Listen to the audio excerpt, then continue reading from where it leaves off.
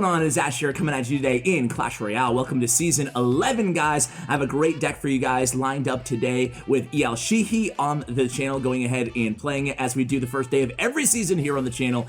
But first, use creator code CWA. I have $600 in giveaways right now on all my social media.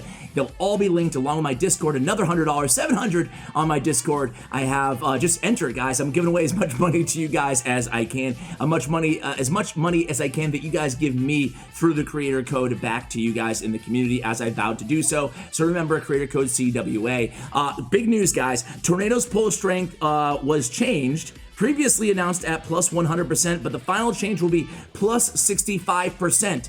What does that change? Today we're going to discuss that as we go into the game here. You guys can see the new loading screen. There it is, the best loading screen ever in my opinion. Alright guys, so as you can see, I am joined by the first day of the season guest extraordinaire, El Shihi, back on the channel, man. This guy helps me out the first day of every season. A great, fantastic player, and we're starting out going against the newly nerfed Mini P.E.K.K.A. and Graveyard here. We are playing what he thinks is going to be one of the hottest decks inside the meta. It is a miner balloon cycle, going to be more difficult to activate off of those miners, off of those balloons. Nice defense there to open things up as well. Let's talk quickly about activations, then we'll talk about this deck, because I want to talk a bit about the meta here, early on in this season, early on in this video as well. Nice snowball there, didn't hit the Skarmy though. So we tested out all of the activations that we could think of with the new Tornado, the 65% pull strength Tornado, not the 100% pull strength Tornado. So it's a little bit more difficult for Balloon. You need that precise timing. It's a little bit more difficult for the miner if he's in, the far side of the Princess Tower. Again, that Nado just doesn't have that strength anymore that we saw in the dev build videos. In addition to that, you can still activate off the Goblin Barrel. Just have to be careful again, need to have that timing correct. And you can still activate off of a Hog Rider, and of course the Balloon, just more difficult to do so. Now the Hog Rider plus the Ice Golem, you cannot activate with anymore. So if Hog Rider's 2.6, for example, nice defense here, all over the place. Wow, this is impressive. Musketeer does die though. We haven't gotten any damage to their towers, so nice defense, but what about the offense too, right? We'll see that in double elixir time with this matchup. So, Hog Rider Ice Golem can no longer activate. At least the 10 times that I tried could no longer get it to activate, okay? And then the Golem no longer can activate through the Golem, again, based on my play testing. So, Ewiz does activate, Bandit still activates, stuff like that still works as normal. So here we go, nice bomb tower finishing off that Musketeer and essentially wasting this giant, ill-advised giant, I think, there out of the opponent. Now we do have the damage advantage going into double elixir time here, 50 seconds remaining. So here we go with a miner. Ooh, look at that spot we put that miner in. Almost got them the King Tower activation with that snowball. Nice decision there, or nice try, I should say, by the opponent. I thought he actually had that King Tower activation, but Mini P.E.K.K.A. said, no, no, no, let me handle that. So Mini P.E.K.K.A. did get a nerf. Can you guys tell about the Mini P.E.K.K.A.'s range nerf? I can actually tell. I think he's not going to be dead, but I think we're going to start seeing a lot more Lumberjack, especially in Balloon Cycle decks like this one.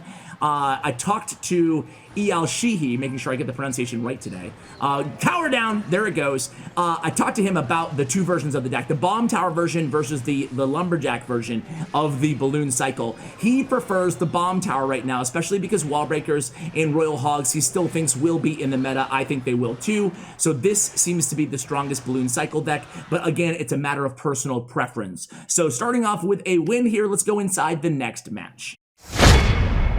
Alright guys, we are inside the next one. Man, every time I see that loading screen, I'm like, yeah, dude, the artists, they did it right, man. I gotta say, gotta give a shout out here. I've met a few of the Supercell artists who work on the Clash Royale team, and man, those guys are really amazing. They're avid players of the game as well. They have the guys that I spoke to at least, they had like a lot of, what do I want to say? They had a voice in not just the design of the game in terms of art, but also the direction of the game. It was really cool how they seemed like they were major players in the team as well, in terms of just giving feedback because they're avid players and avid members of the community. Unless they were lying to me, which is likely probably the case. They actually are viewers of CWA as well, some of those guys. So that was really cool to see. And they've been killing it lately. Not just the loading screen, but all the artwork, the emotes, the arenas. The last couple arenas, in my opinion, have been the best so far. So hats off to the Supercell Clash Royale artists. We don't really mention them enough here. It would be really cool. I don't know if you guys would like it, but let me know. Do you guys think it would be cool to get an artist interview here on the channel? I haven't asked ever, but I think it might be, I don't know. I think it'd be cool personally. So let me know in the comments if you think it, would it be cool, or would it be like, nah, I'd rather not, don't really care. Just let me know in the comments below, guys. So here we go. It's going to be Musketeer down against this defense. I thought at first with the Royal Ghost, it was going to be a P.E.K.K.A. Bridge spam deck, but this dude's playing Prince in there too. These early meta decks, these early season decks, you never know what you're gonna face here inside the arena. Nice kite there, nice defense. Flying Machine will go unchecked on our tower. Actually, I take that back. Snowball's gonna come raining down on that Flying Machine, holding it just to a couple hits. So excuse me, where's the win condition? This is top ladder. It is the first day of the season. But where's this dude's win condition? How about the Royal Ghost? No one really talks about this anymore. I'm talking about it. But Royal Ghost, I thought he was supposed to hover over the river. I thought they were gonna fix that. I still haven't seen the hovering Royal Ghost. We do score one balloon hit there on the right. This is gonna be difficult to defend against here. This guy's playing Nado. What card is that? Some pros saying Nado is dead, other people saying let's not overreact. Where do you guys stand? Nice defense there. Getting a lot of value out of the bomb tower, and our cycle cards, our skeletons there as well, able to stop that push. And here comes a Musketeer down to finish off this Prince. I can tell you what, guys, man, the El Shihi, sorry guys, I'm so pathetic with my embarrassing American tongue here. El Shihi is killing it here on the defensive end.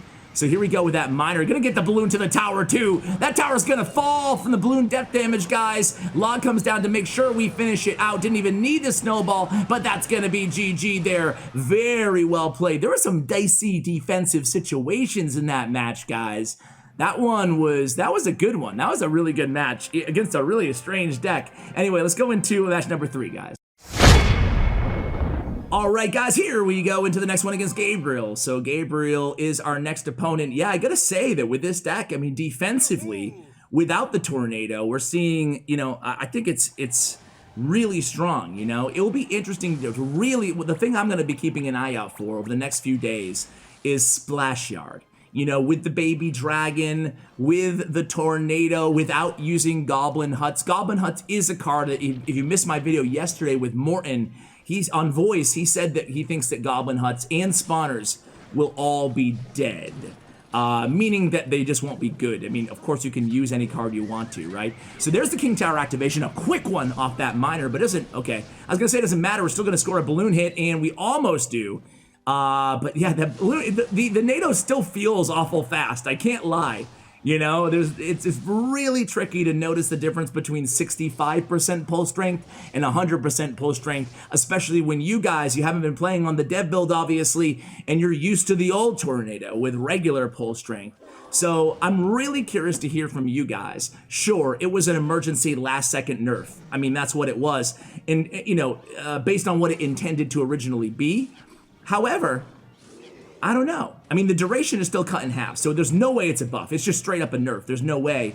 It's just going to be a little bit trickier to do some King Tower activations. But is it dead, Again, I think I'm going to be an outlier here, honestly. I think my opinion is going to be that Tornado will not be dead.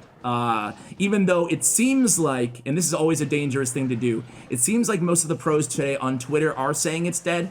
I think it's not gonna, maybe it will be dead or use rates going really lower in the pro scene, but I think it's still gonna be viable, I mean, you're seeing this guy run it, Gabriel here.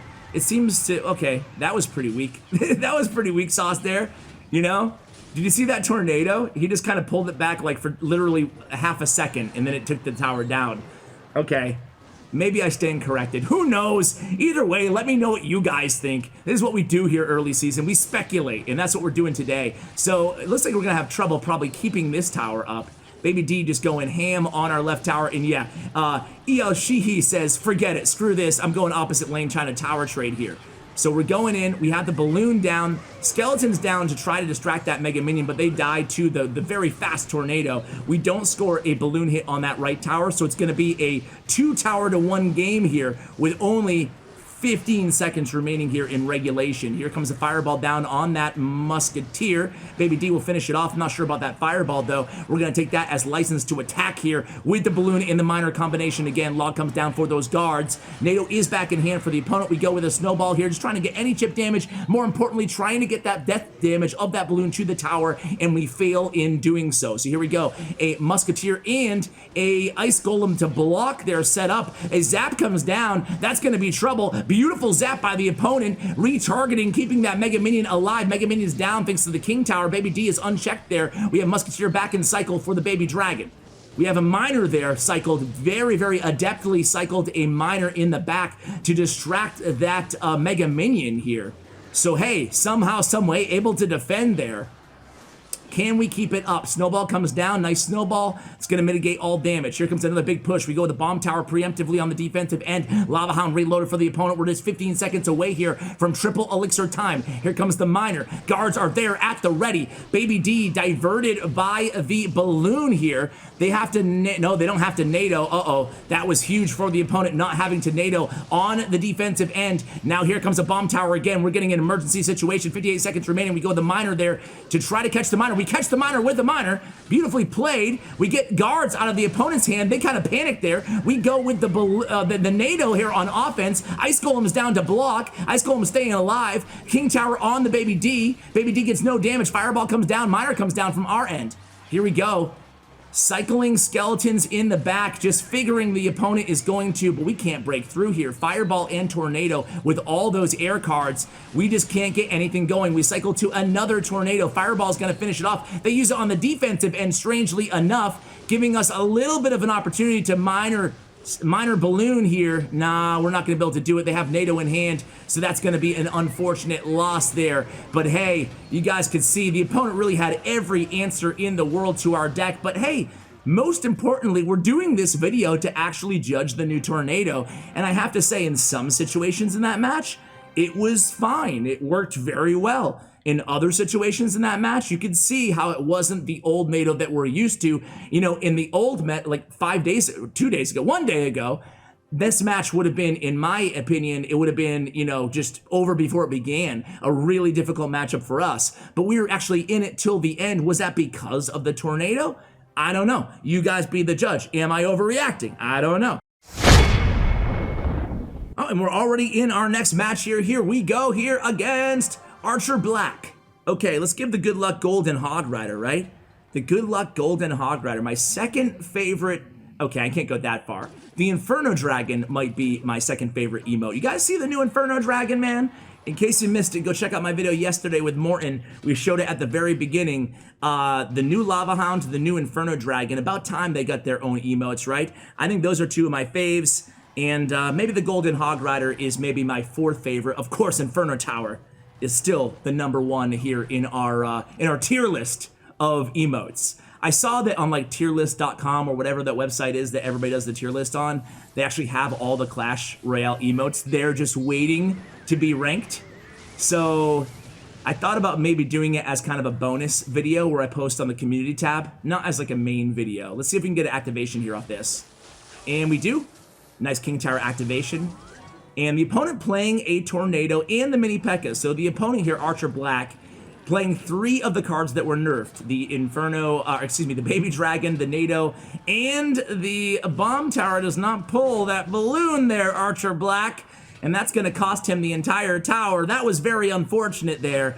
Baby D is going to go ahead and get kited by those skeletons. Keep in mind that skeleton placement there against the Baby D. That will always kite the Baby Dragon without you having to take damage onto your towers. So that was an unfortunate mistake here early season against Archer Black. We also have the activated King Tower thanks to the E-Drag. Let's just see how we can defend against this Golem. Let's do this matchup, guys, and probably call it a video. Mainly on this video, as we do here, I just wanted to show you or tell you about the new Tornado.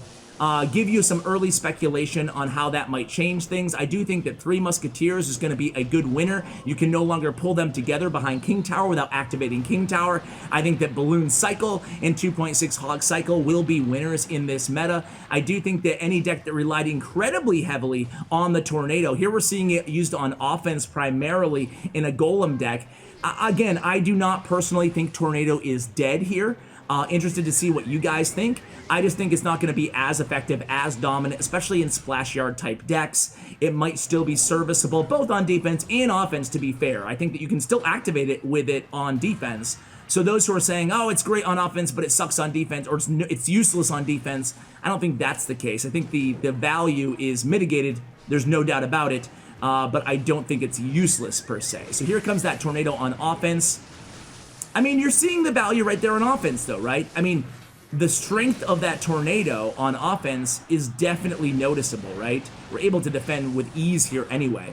But the strength is noticeable, right? It's really quickly going to pull everything together and allow your baby dragon, in this case the Electro Dragon as well, to go to work right away on those troops that you pulled together with that extra strength. You don't really need the duration on offense, so I can definitely see it as still being a buff on offense. In defense, it can be serviceable, but just way trickier against decks like this Balloon Cycle deck. So guys, again, a huge shout out to EL Shihi, who comes on the first day of every season here on the channel, testing out the new meta, the new balance. Interested to hear from you guys in the comments below. Don't forget to enter all my giveaways in the pinned comment. All that information will be there, and thank you for using creator code CWA. And of course, a huge shout out to Stutts, Royale, and to Bren Chong, my YouTube partners. Check out their information in the description below, along with the deck link as always. Guys, thank you so much for watching, and as always, take care, guys.